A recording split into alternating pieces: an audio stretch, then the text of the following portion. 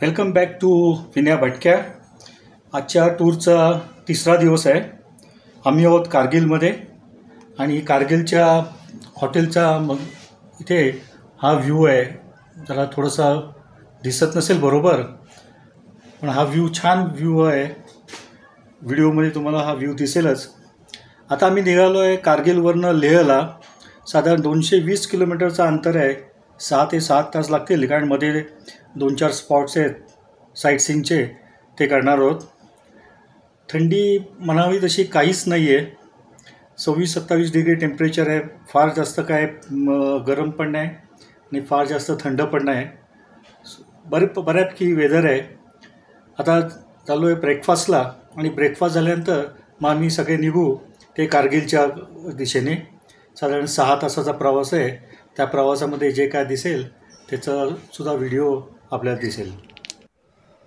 हे दिसते, हे माझ्या रूममधनं सकाळी 5:30च्या सुमारास घेतलेलं हे शूटिंग आहे. हा समोरचा डोंगर बघा, कारण कारगिल त्या साईडला ईस्टला असल्यामुळे तिथे सूर्योदय लवकरच होतो. आणि 5:20च्या सुमारास घेतलेलं, आणि हे घेतलेले हे साधारण 6:30 पावणे 7च्या सुमारास. या डोंगराचे कलर बघा, जसजसं सूर्य येतो तर तसे कलर चेंज होतात. आणि मागच्या साईडला दिसतात ते ग्लेशियर आहेत. ही दिसते, ही बघा, हे डोंगर बघा, त्याच्यावर बर्फ पडलेला आहे. बाकी कुठेही बर्फ नाही, कारण ऑगस्ट महिना चालू असल्यामुळे कुठेही बर्फ दिसत नाही. तुम्ही जर मे महिन्यात, एप्रिल मे महिन्यात याल तर हे सगळे डोंगर बर्फाने भरलेले असतात. ही नदी जे दिसते खाली येत, आता तुम्हाला दिसेल, ही नदी, ह्याला सुरू नदी म्हणतात. आणि हे त्या सुरू नदीच्या काठावर बसलेलं कारगिल आहे. दोन्ही साईडला काठावर बसलेलं कारगिल आहे. काय सुरेख अशी ही नदी आहे. आणि सिनरी बघा. आता ह्या डोंगर बघा, साधारण हे 7:30च्या सुमारास घेतलेला हा डोंगर आहे. आणि आता ह्याचे कलर बघा, हे 5:30 वाजता, 6:30 आणि 7:30 वाजता घेतलेले पिक्चर. आणि या नदीच्या पात्रात रिफ्लेक्शन पण बघा, किती छान रिफ्लेक्शन आलेलं आहे. सुंदर असं हा डोंगर आहे. तरी डोंगरावर काही नसेल झाडं, तरीसुद्धा व्यवस्थित आहे. आता ही टेरेसमधनं, आमच्या हॉटेलच्या टेरेसमधनं घेतलेले हे कारगिलचा व्ह्यू आहे. ही सगळी लोकल वस्ती आहे डोंगरावर वसलेली. 360 डिग्रीचा हा व्ह्यू आम्ही हॉटेलच्या टेरेसवरनं घेतलेला आहे. साधारण 7:45च्या सुमारास घेतलेला आहे. आणि आता परत कलर्स बघा किती चेंज झालेले आहेत त्या डोंगराचे. सुरू रिव्हर पण किती शांत वाहते. परत समोर जो बर्फाचा डोंगर आहे तो थोडासा दिसतो आहे. आणि कारगिल शहर बघा किती छान दिसते. आता डोंगर आता थोडासा परत कलर चेंज झालेला आहे. सुरू नदीमध्ये रिफ्लेक्शन पण बघा किती छान आलेली आहेत. आकाश तर एकदम निळभोर असं दिसते. आणि ह्या साईडला सुद्धा तुम्ही बघाल डोंगरावर ही वस्ती आहे, कारगिल शहर. सुंदर असं हे कारगिल आहे. थंडी फार नव्हतीच, पण ओव्हरऑल वेदर पण एकदम क्लिअर अशी वेदर आम्हाला मिळालेली आहे. त्यामुळे तसा काय प्रॉब्लेम नाही. जसजसं आपण हाईटवर जातो थोडंसं ऑक्सिजनचं लेवल कमी होते आणि आपल्या ॲक्टिव्हिटीज थोड्याशा हळू करायला लागतात, नाहीतर मग आपल्याला दमसुद्धा लागतो. बघा किती छान असं कारगिल दिसतंय. आणि निघालो आम्ही ते लेहला.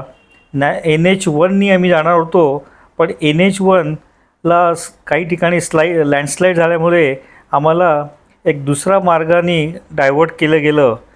ऑफरोड हा रोड आहे, आणि हा रोड एक दुसरा कारगिलला जाणारा रोड आहे. या रोडनी आम्ही 1 तास केल्यानंतर हॅमबुटिंगला म्हणून हा पास होता. साधारण 13,000 फुटावर असलेला हा पास आम्हाला लागला. रस्ते एकदम सिनिक असे रस्ते आहेत. हा नॉर्मल रूट नाही आहे. नॉर्मल रूट NH1 आहे, पण काही लँडस्लाईड झाल्यामुळे ह्या रोडनी सगळा ट्रॅफिक डायव्हर्ट केला होता. पण सुंदरच असा हे लँडस्केप आहेत आणि सुंदर सिनरी ह्या रोडवर मिळाली. फक्त ह्या रोडचं एक आहे, तुम्ही माझ्या मागे बघा, हे डोंगर बघा. डोंगराची तरी झाडं नसली तरी प्रत्येक डोंगराचं जे व्ह्यू आहेत, जे सिनरी आहे ती बघा, किती सुंदर अशी ही सिनरी आहे. आणि लँडस्केप बघा, प्रत्येक डोंगराचे कलर हे निरनिराळे आहेत. निरनिराळे माती, दगड असे कलरफुल आहेत.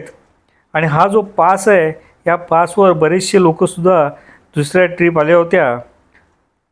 हॅम बोटिंगला 13,380 फीट असा हा पास आहे.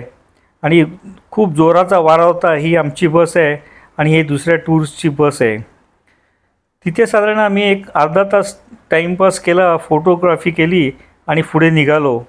काय सुंदर लँडस्केप आहेत बघा. रस्ते पण चांगल्या प्रकारे डांबरी रस्ते केलेले आहेत. फक्त सिंगल रस्ता असल्यामुळे थोडं तर समोरनं ट्रक किंवा दुसरे कोण व्हेकल आली तर थोडंसं ट्रॅफिक हळू करायला लागतो. आणि हे बघा लँडस्केप बघा, खाली पण बघा डोंगर. आम्ही आता उतरत होतो पासवरनं. छान असे रस्ते तयार केलेले आहेत.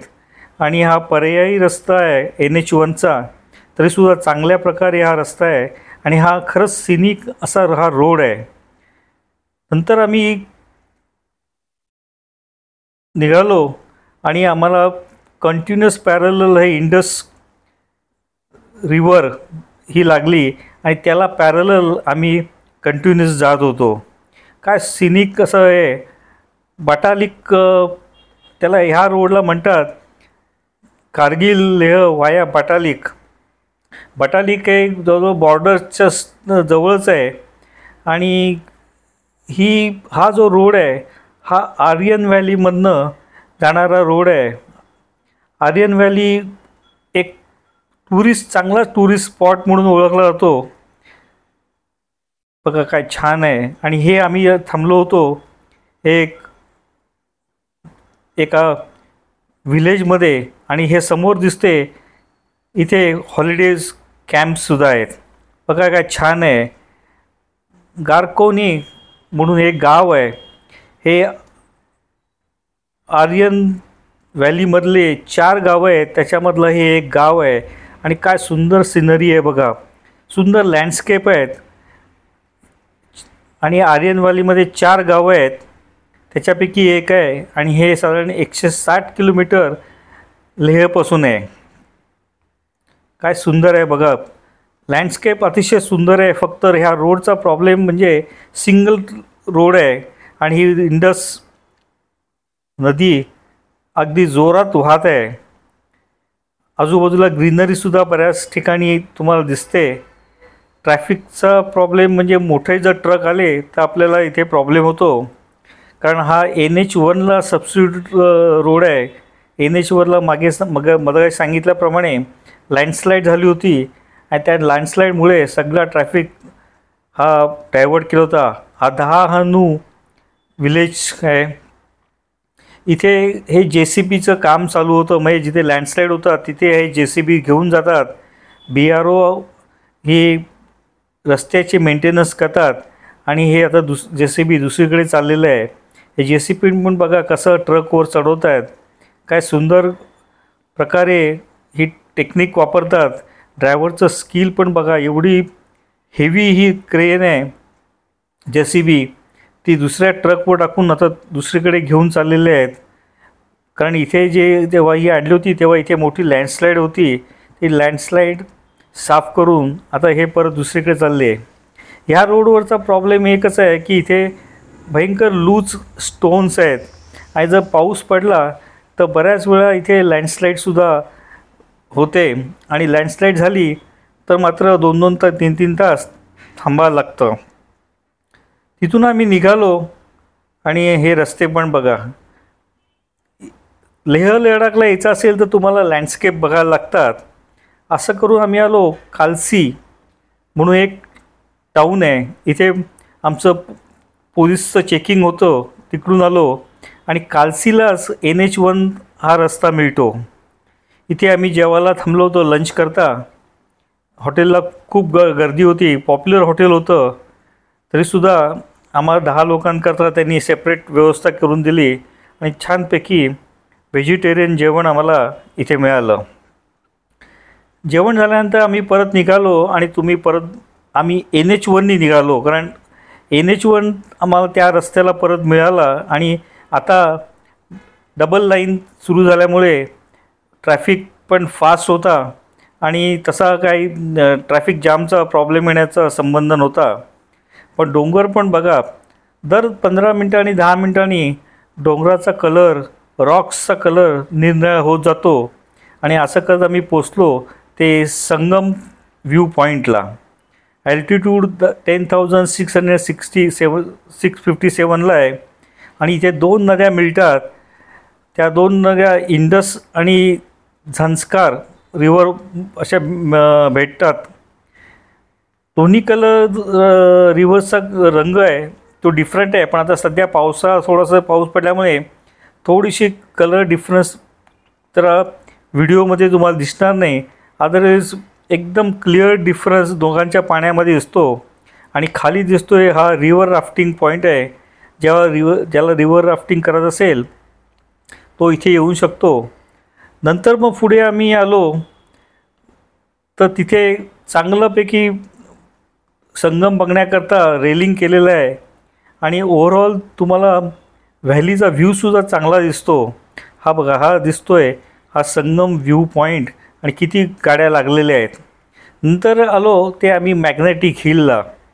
इथे फार पूर्वीपासून असं म्हटलं तर तुम्ही जर गाडी न्यूट्रलमध्ये ठेवली तर ती मॅग्नेटिक फोर्समुळे ॲटोमॅटिक खेचली जाते मागच्या साईडला.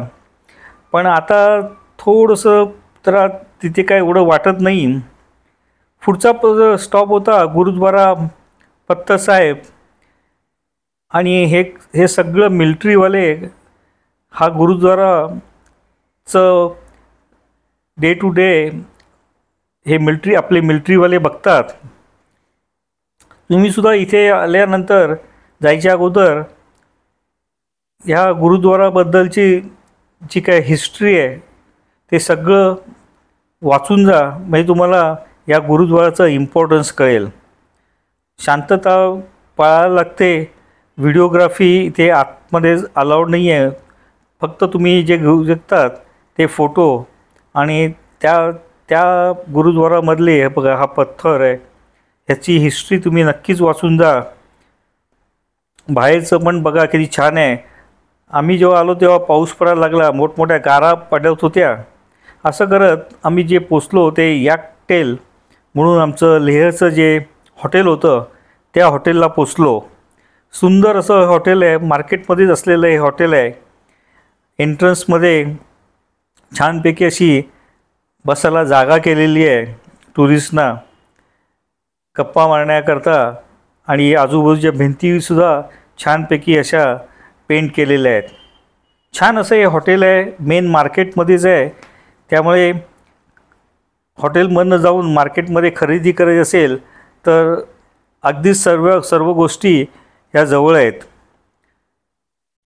आपण 2 दिवस आपला इथे मुक्काम आहे आणि उद्या जाणार आहे ते लेहचं लोकल साईटसीइंग करण्याकरता. त्याचा सेपरेट व्हिडिओ येईलच. आमची रूम पण बघा किती छान अशी रूम आहे, मोठीच्या मोठी अशी रूम आहे. शिरल्या तुम्हाला लेफ्ट हँड साईडला चांगला कबर्ड दिलेलं आहे. बॅगा ठेवण्याकरता सुद्धा जागा आहे. आता आम्ही ऑलरेडी बॅगा इथे ठेवलेल्याच आहेत. बेड पण किती डबल बेड, किती मोठाच्या मोठा असा डबल बेड आहे. खाली जे फ्लोरिंग आहे ते सगळं वुडन आहे, कारण इथे थंडी खूप असते. हॉटेलला फॅन नाही आहे, कारण इथे फॅनची कधी जरूर लागतच नाही आहे. पण ह्यावेळी मात्र टेम्परेचर खूप जास्त हाय होतं. टी कॉफी बनवण्याकरता छानपैकी केटल दिलेली आहे. बघा हिची काय छान अशी मोठीच्या मोठी रूम आहे. आणि विंडोच्या इथे तुम्हाला 1-2 चेअर्स आणि टीपॉय दिलेला आहे. तिथे बसून तुम्ही तुमचा चहा एन्जॉय करू शकता. बघा किती मोठीच्या मोठी अशी ही रूम आहे. टी व्ही आहे, मोठाच्या मोठा असा आरसा दिलेला आहे. आणि टॉयलेट बाथरूमसुद्धा छानपैकी मोठं असं टॉयलेट बाथरूम आहे. गरम पाण्याचा शॉवर 24 तास गरम पाण्याचा शॉवर आहे. चांगलं छान बेसिन, टॉयलेट बाथरूम असे मस्तपैकी ही अशी ही रूम आहे. मोठी रूम आहे. आणि रूमच्या बाहेर बघितलं तर हे मार्केट आमच्या रूमच्या बाहेर दिसत होतं. हे टी शर्ट मार्केट होतं. आणि राईट हँड साईडला तुम्ही गेले तर तिथे मेन मार्केटची सुरुवात होते. छान अशी ही रूम दिली होती. आणि रात्रीचं मग जेवण होतं.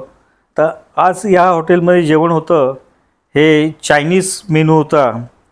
त्यामुळे veg noodles, manchow soup, veg fried rice, the veg manchurian, नंतर हा इथे होतं ते काहीतरी शाही तुकडा स्वीटला, इथे होती चिकन. तर छान असा हा चायनीज मेनू होता आज डिनर करता. बराच प्रवास करून थकलो होतो, त्यामुळे सगळ्या लोकांनी चायनीजवरच चांगल्यापैकी ताव मारला. फूड क्वालिटी अतिशय सुंदर अशी फूड क्वालिटी होती. त्यांचं डायनिंग हॉलसुद्धा फार मोठं होता.